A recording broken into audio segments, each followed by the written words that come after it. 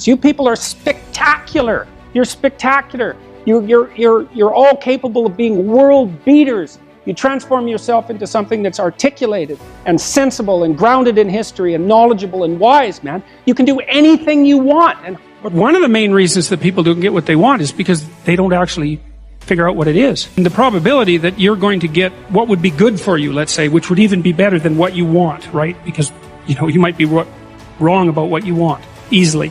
But maybe you could get what would really be good for you. Well, why don't you? Well, because you don't try. Here's what I would like if I could have. Well, people don't do that. They don't sit down and think, all right, let's figure it out. You've got a life. It's hard, obviously. It's like 3 years from now, you can have what you need. You got to be careful about it. You can't have everything. You can have what would be good for you, but you have to figure out what it is, and then you have to aim at it. Well, my experience with people has been if they figure out what it is that would be good for them, and then they aim at it, then they get it.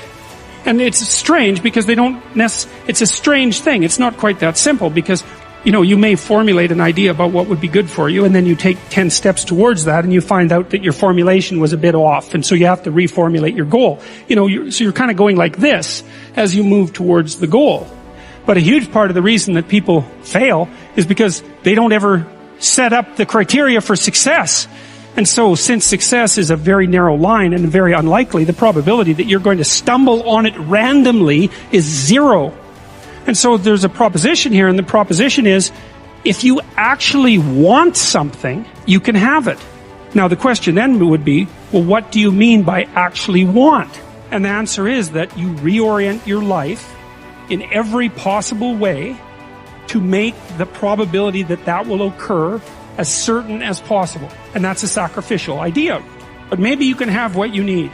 And maybe all you have to do to get it is ask. But asking isn't a whim or today's wish. It's like, you have to be deadly serious about it. You have to think, okay, like I'm taking stock of myself. And if I was going to live properly in the world and I was going to set myself up such that being would justify itself in my estimation, and I don't mean as a harsh judge, exactly what is it that I would aim at? Sit on your bed one day and ask yourself, what remarkably stupid things am I doing on a regular basis to absolutely screw up my life? Well, you're perfectly capable of thinking, God only knows how, you're perfectly capable of immense feats of imagination and dream and fantasy. God only knows how you do all of that.